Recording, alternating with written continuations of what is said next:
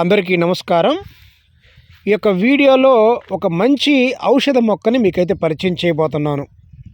ఈ మొక్క వల్ల చాలా రకాల ఉపయోగాలు అయితే ఉన్నాయి.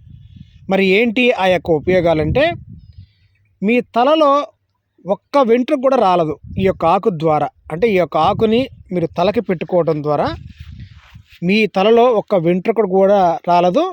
అలాగే తల యొక్క జుట్టు అనేది బాగా గుత్తుగా ఒత్తుగా బాగా పెరుగుతుంది, చాలా వేగంగా కూడా పెరుగుతుంది. అలాగే మీ తలలో పేలు ఏమైతే ఉన్నాయో ఈ పేలు అన్నీ కూడా తొలగిపోతాయి. అంటే అప్పటిదాకా తల పేలుతో తల ఈపుళ్ళు అంటారు. ఈపులు అంటే సన్నగా ఉంటాయి తెల్లగా, అవి కానీ లేదంటే పేలు కానీ, ఈపులు కానీ పేలు కానీ, తలలో ఏదున్నా సరే చుండ్రు కానీ అన్ని రకాల సమస్యలు తొలగిపోతాయి. అంటే తలకి సంబంధించి అంత మేలు జరుగుతుంది. చుండ్రు తొలగిపోతుంది, ఈపులు పోతాయి, పేలు పోతాయి.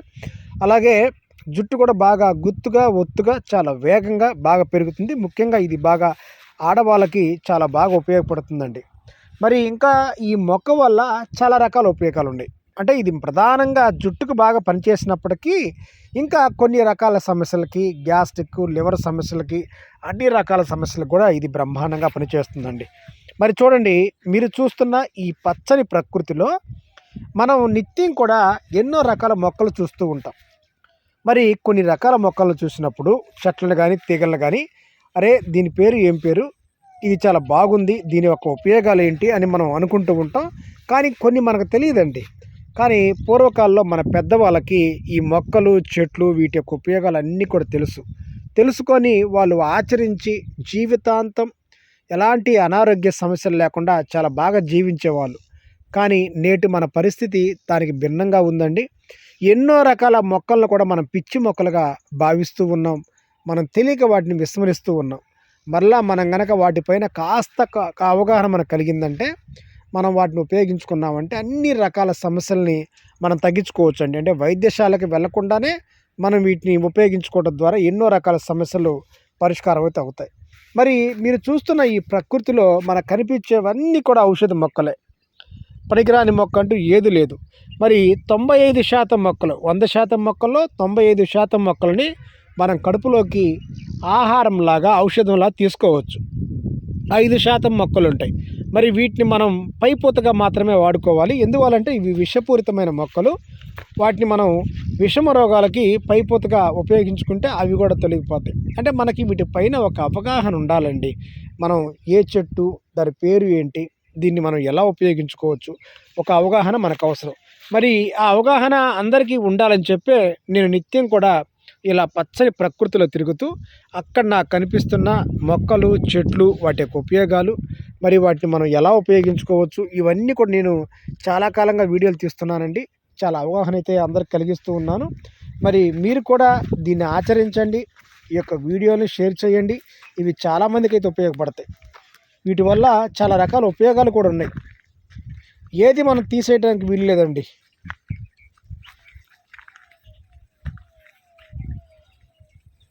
ఒకసారి దీన్ని మీరు బాగా గమనించండి. ఈ ఆకుని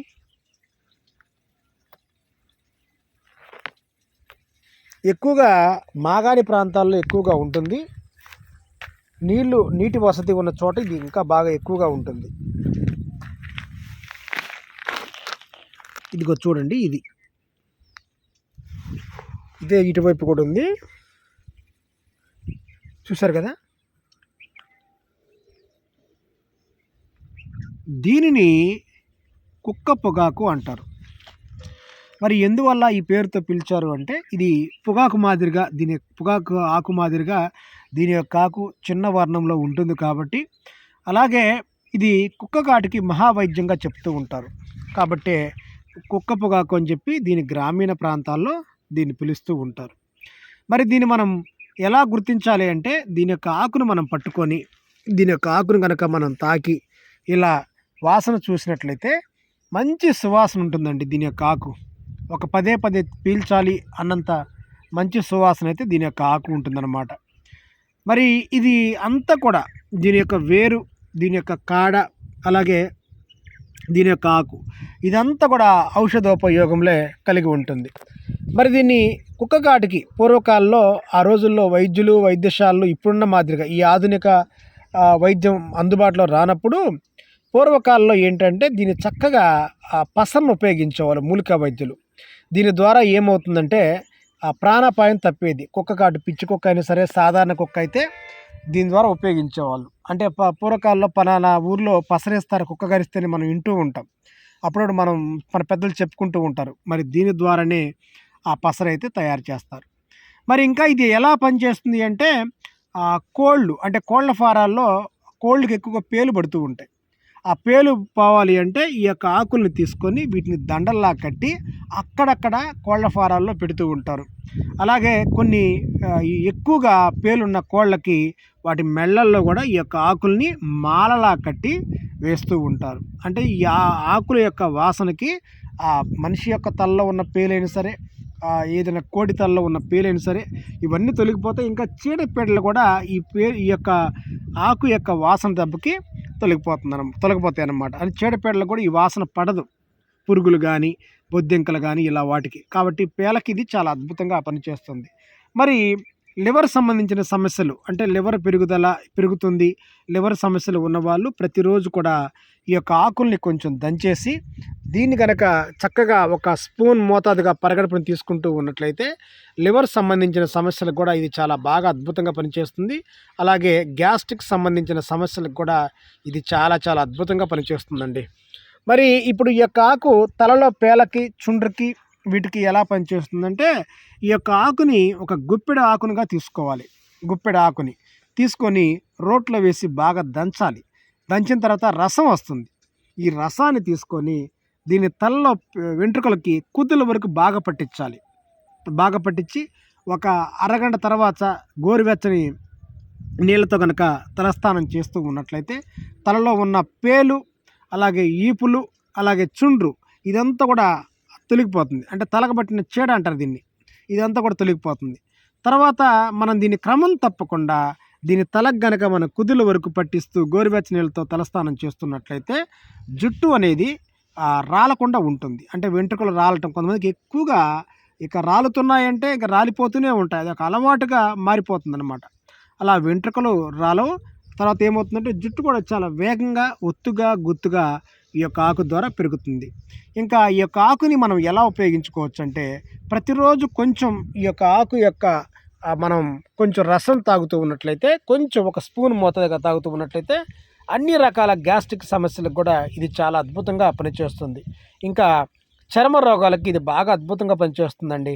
ఎవరైతే చర్మ రోగాల సమస్యతో బాధపడుతూ ఉన్నట్లయితే దీని యొక్క ఆకుల్ని బాగా దంచి రోట్లో వేసి బాగా దంచి రసం తీసి ఈ రసంలో కొంచెం పసుపు, కొంచెం కొబ్బరి నూనె, కొంచెం నిమ్మరసం కలిపి దీన్ని చర్మ రోగాలపైన మనం కనుక రాస్తూ ఉన్నట్లయితే అన్ని రకాల చర్మ రోగాలు తొలగిపోతాయి. అంటే గజ్జి, తామర, దురదలు మనల్ని ఎంతో కాలంగా దీర్ఘకాలికంగా ఇబ్బంది పెడుతున్న, వంశపారంపర్యంగా ఇబ్బంది పెడుతున్న చర్మ రోగాలు ఏమైతే ఉన్నాయో అవన్నీ తొలగిపోతాయి. ఇంకా శరీరం యొక్క వాపులు, దెబ్బలు తగిలినప్పుడు శరీరం పైన దెబ్బలు అలాగే వాపులు ఉంటాయి. వాటికి కూడా ఈ యొక్క ఆకుల్ని బాగా దంచి రసం తీసి కనుక దీన్ని చేస్తూ ఉన్నట్లయితే ఆ సమస్యలు కూడా తొలగిపోతాయి. ఇంకా ఇది మనకి మేలు చేస్తుందంటే శరీరం పైన ఏదైనా పుండ్లు, కుళ్ళిన పుండ్లు అంటే షుగర్ పుండ్లు అంటారు. షుగర్ పుండ్లు అలాగే కుళ్ళిన పుండ్లు వీటికి కూడా ఇది చాలా బాగా అద్భుతంగా పనిచేస్తుందండి. ఈ యొక్క ఆకులను తీసుకొని బాగా దంచి రసం తీసుకోవాలి.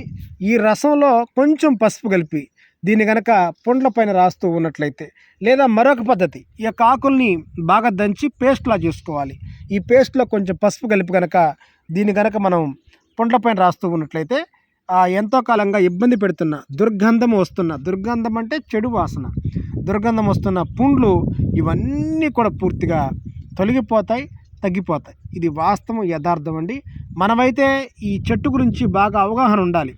చాలామంది మాగాణి ప్రాంతాల్లో ఈ చెట్లు చూసుకొని ఇవి పిచ్చి మొక్కలు, ఇవి దేనికి పనికిరావు అని అభివర్ణిస్తుంటారండి. దయచేసి ఇది పిచ్చి మొక్కగా భావించొద్దు, మంచి ఔషధ మొక్క. ఇప్పుడు నేను ఈ మొక్క గురించి చెప్పింది కొన్ని విషయాలు మాత్రమే, అంటే గోరింత మాత్రమే నేను చెప్పాను. ఇంకా కొండంత విషయం ఈ చెట్టు గురించి అయితే ఉంది. ఇంకా మీకు నేను తర్వాత కాలంలో ఇలాంటి చెట్ల గురించి అలాగే ఈ చెట్టు గురించి రకరకాల వీడియోలు అయితే నేను చేస్తూ ఉంటాను. నేను నిత్యం కూడా ప్రకృతిలోని తిరుగుతూ ఉంటాను. మీకైతే అన్ని రకాల మొక్కల గురించి అవగాహన కల్పించే బాధ్యత నాదిగా నేనైతే చెప్తూ ఉంటాను. ఈ వీడియో మీకు నచ్చినట్లయితే ఖచ్చితంగా షేర్ చేయండి. అందరికీ నమస్తే.